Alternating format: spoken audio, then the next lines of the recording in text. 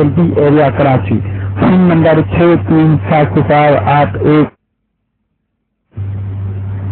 تیار کردہ علمی کیسٹ گھر کیسٹ اور سیڈی ملنے کا پتہ نوٹ فرما لے۔ علمی کیسٹ گھر دکان نمبر 5 فاطمہ پلازا فی مقابل مدنی مسجد facility area Karachi, phone number 637481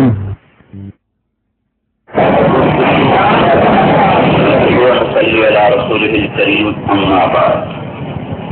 میرے بھائی اور دوستو، جیسے حضرت مولانا نے شروع میں ایک بات فرمائی کہ آج ساری دنیا کے انسان حالات کا شکار ہیں اور ہر آدمی اپنے مسائل کو حل کرنا چاہتا ہے۔ تھوڑی سی یہ زندگی ہے، اس کے مسائل بھی تھوڑے سے ہیں۔ اصل مسائل تو موت کے بعد پیش آنے والے ہیں، یہاں زندگی ایسی شروع ہونے والی ہے جس کے لیے پھر کوئی انتہا اللہ پاک نے کوئی نہیں لکھی۔ خالدین فیہا ابدا، جنت والوں کے لیے بھی، اور ومن یعص اللہ ورسولہ فان لہ نار جہنم خالدین فیہا ابدا، دوزخ والوں کے لیے۔ تو ہم بڑے کمزور ہیں، یہاں بھی عافیت چاہتے ہیں، آگے بھی اللہ کے عذاب سے پناہ چاہتے ہیں۔ دنیا بھی بنے اور آخرت بھی بنے۔ دنیا بننے کا مطلب یہ نہیں کہ ہمیں بہت بڑی حکومت ملے یا دولت ملے یا ہمیں بہت زیادہ مال و متاع ملے، عافیت اللہ نصیب فرمائے۔ اب یہ اللہ چاہے گا تو ہوگا، اللہ نہ چاہے تو کوئی کر نہیں سکتا۔ ساری دنیا کے دانشور اکٹھے ہو جائیں اور ہو رہے ہیں، ساری دنیا کے ماہر معاشیات اکٹھے ہو رہے ہیں، میٹنگ ہو رہی ہیں، مشورے ہو رہے ہیں، اسکیمیں بنائی جا رہی ہیں، چلائی جا رہی ہیں۔ اوپر والا موافق فیصلہ کرے گا تو ہوگا، اور اگر وہ فیصلہ بدل دے تو اس سے کوئی کروا نہیں سکتا۔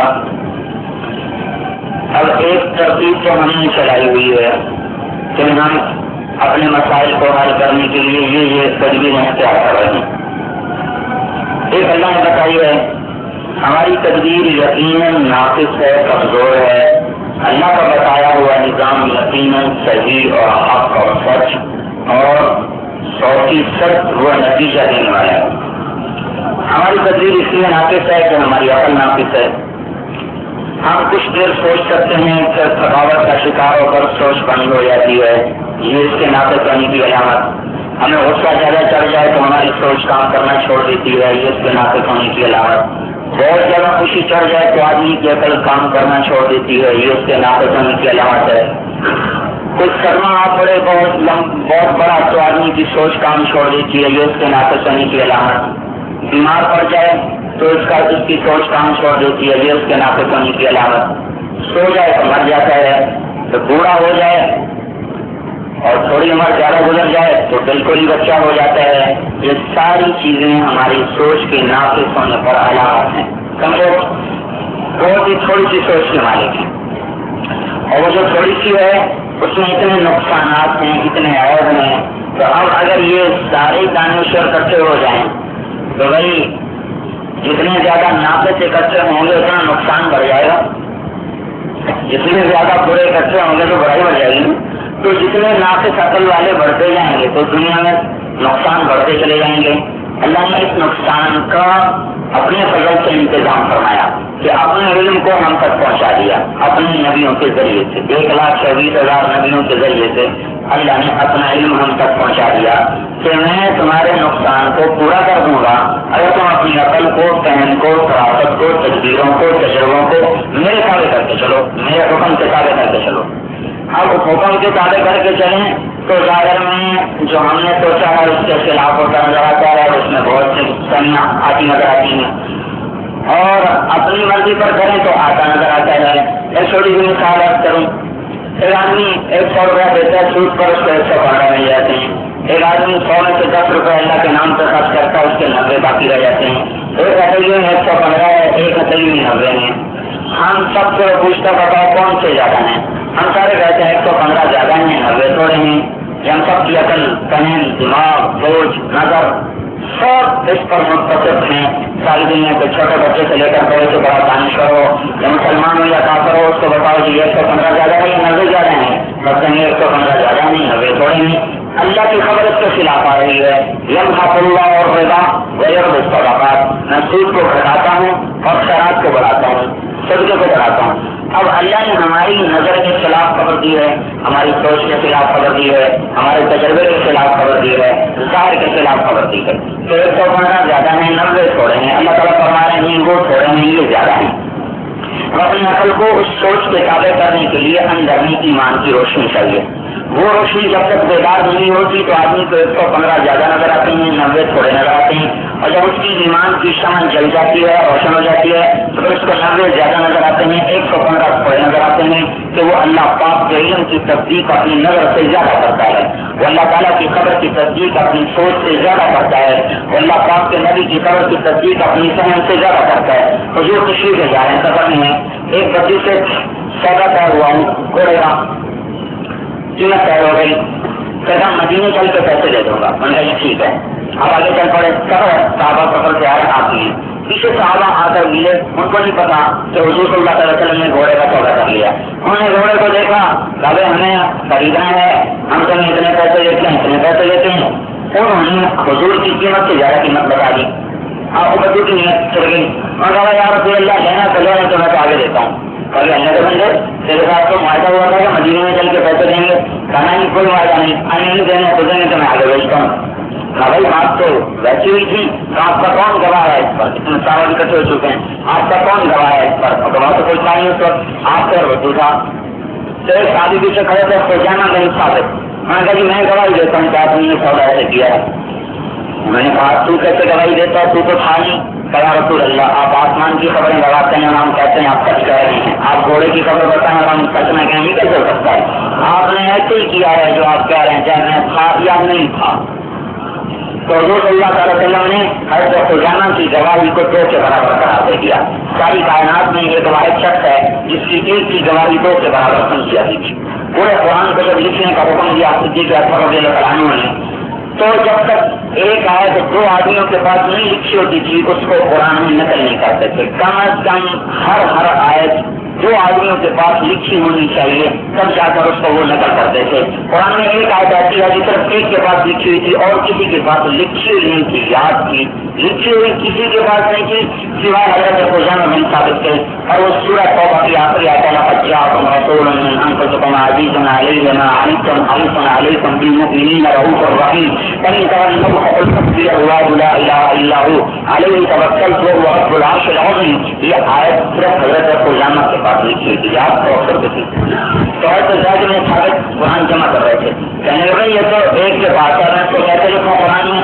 کہنے لگے تمہیں جانتا نہیں ہوں, میں تو 2 کے برابر ہوں, میں 2 کے برابر ہوں. میرے لیے حضور نے فرمایا ہے جہاں خزانہ گواہی دے وہ 2 کے برابر.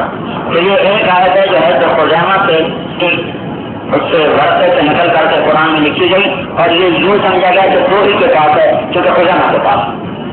تو میرے بھائیوں, ہم اپنی سوچ کو, عقل کو, تجربات کو, نظر کو اللہ کے رسول کی خبر سے ہٹا کے استعمال کر رہے ہیں. اس لیے دنیا بھی خراب ہو رہی ہے, آخرت کی خرابی بھی ہونے والی ہے. وَلَنُذِيقَنَّهُم مِّنَ الْعَذَابِ الْأَدْنَىٰ, میں دنیا میں تھوڑا عذاب دیتا ہوں, دون العذاب الأكبر, بڑا عذاب نہیں دیتا.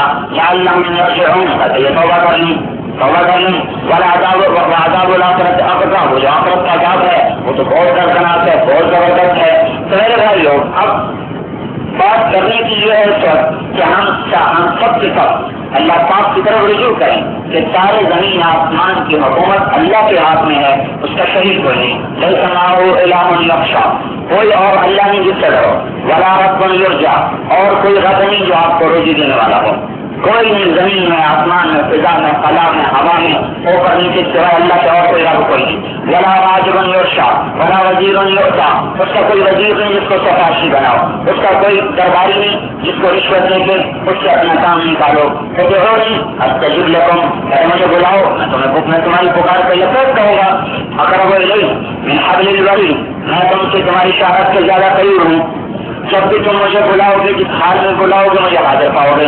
لا تاخذہ سنۃ ولا نوم, تم سو جاتے ہو نہ میں سوتا ہوں نہ گھومتا ہوں، تم تھک جاتے ہو لا جاؤ جو میں کوئی نہیں تھکتا، تم 2-4-8 گھنٹے کام کر کے تھک جاتے ہو، ماں بت کا نام لوگ میں نے اتنا بڑا آسمان بنایا، اتنی بڑی زمین بچھائی، ہوائیں چلائیں، فضائیں بنیں، دریا کا پہاڑ، میں کبھی نہیں تھکا، تھکنے سے پاک، سونے سے پاک، پوجنے سے پاک، غفلت سے پاک، نسیان سے پاک، وہاں کہاں رب کا نتیجہ تیرا رب بولتا نہیں، ذرا تحسبن اللہ غافلا، تیرا رب غافل نہیں، وما هم بمعجزین، تیرا رب عاجز نہیں، وهو القاهر فوق عباده، ساری کائنات پر اس کا قبضہ ہے، الارض زمین قبضته، زمین اس کی مٹھی ہے، السبع السماوات مطویات بيمینه، آسمان اس کے ہاتھ میں ہے، یمسک السماوات والارض ان تزولا، زمین کو بھی روکا ہوا ہے، آسمان کو بھی روکا ہوا ہے، ومن ذلك، اور یہ کہہ پڑھیں، یہ پھسل پڑھیں، ان انت قوما من احد من بعده، کہ اللہ تعالیٰ کہتے ہیں میرے علاوہ ان کو کوئی روک نہیں سکتا، فقال السماوات يتفطرن منها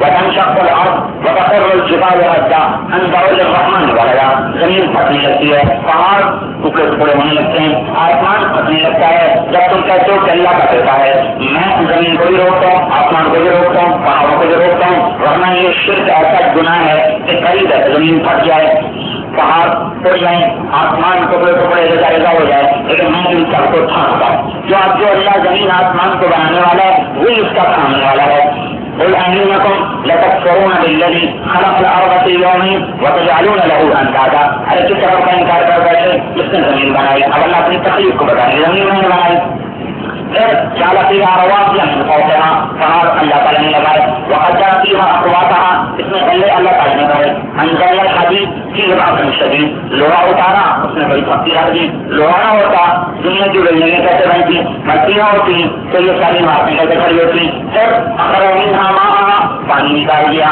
پانی نہ ہوتا تو نظام زندگی کیسے چلتا، ایک جگہ بتایا پانی میں نے نکالا، دوسری جگہ بتایا قل أرأيتم إن أصبح ماؤكم غورا فمن يأتيكم بماء معين، اگر میں تمہارے پانی کو دھنسا دوں تو پانی کا کون لائے گا، اور اگر پانی ختم ہو جائے تو ساری کائنات کا نظام ختم ہو جائے، ساری زندگی ختم ہو جائے، اللہ تعالیٰ پانی کو بنانے کے لیے اپنی خبر دی کہ میں نے بنایا، جب پانی پر قبضہ بھی بتایا کہ سنسادوں کو قدرت، اس سے کی بات پانی کو باقی رہنے دو، لو نشاء جعلناه أجاجا فلولا تشكرون، اگر میں چاہوں تو جیسے 7 سمندر کڑوے بنا دیے تمہارے سارے دریاؤں کو کڑوا کر دوں، زمین سے پانی کو کڑوا کر دوں، پہاڑوں کی برف کو کڑوا کر دوں، تو کیا کرو گے، کیسے پانی پیو گے، کیسے نظام زندگی کو چلاؤ گے، کڑوا پانی ہو، نمکین پانی ہو، زراعت کیسے ہوگی، زمین کیسے آباد ہوگی، گھروں کا پانی کیسے چلے گا، کہ اللہ تعالیٰ نے زمین کی ساری مختلف بھی بتائی، اپنا سب بھی بتایا، پھر زمین آسمان کے درمیان اولم يروا الى الطير فوقهم صافات ويقبضن ما يمسكهن الا الرحمن، ایک لوگ پرندوں کو اڑتا ہوا، جاتا ہوا، بیٹھتا ہوا،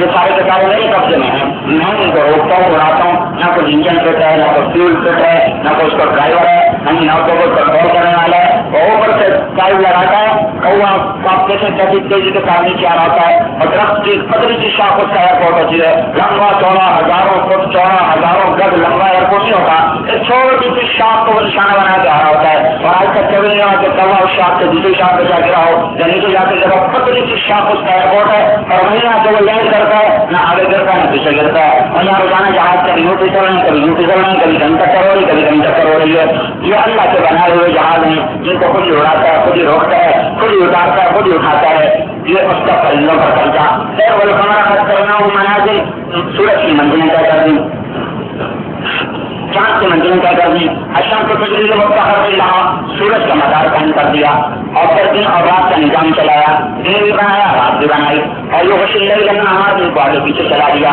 یولج اللیل کا مراد کیا کو لمبی کر رہا، آج کل لمبی کر رہا، یولج النہار پھر کہتا دن کو لمبا کرنا شروع کر دیتا ہوں، یہ اللہ کا نظام ہے، تو زمین کو ایسے حرکت دیتا ہے کہ کہیں دن لمبے ہونے شروع ہو جاتے ہیں، راتیں چھوٹی ہونے شروع ہو جاتی ہیں، کہیں راتیں چھوٹی ہونے شروع ہوتی ہیں تو دن لمبے ہونے شروع ہو جاتے ہیں، یہ اپنا زمین کو حرکت دیتا رہتا ہے، تو میرے بھائیو اس سارے نظام کائنات پر بادشاہ اللہ تعالیٰ کی ہے، اس کا نہ کوئی وزیر ہے، نہ کوئی مشیر ہے، نہ اس کا کوئی بتلانے والا ہے، لیسا ماہو مشیر، اس کا مشیر کوئی نہیں، قائر بلا معین مددگار کوئی نہیں، مدبر بلا مشیر، اس کا مشیر کوئی نہیں، اکیلے سارے نظام کو چلاتا ہے، چلانے میں نہ اس کو مشورے کی ضرورت ہے، نہ اس کو آرام کی ضرورت ہے کہ بہت حد میں بہت آرام کر لوں، مجھے اسلام کے بنی ساری کرنے لو، ذرا وقت ہوتا ہے چلیں گے کیا وقت ہو، اللہ تعالیٰ نے کہا میں ان کو سمجھاتا ہوں، تاکہ دو پہلے لے کے کھڑا ہو جائے، آپ کو پہلے لے کے رکھا ہو دیکھو پہلے کے رہنا دینا وہ لے کے کھڑے ہو گئے، اب آپ بھی نیند آنی شروع ہوئی، اب سر ہلنا شروع ہوا، اونگ آئے پہلے ہلیں، اگر دیکھو پہلے گھر نہیں سنیں، پھر اونگ آئے پہلے ہلیں،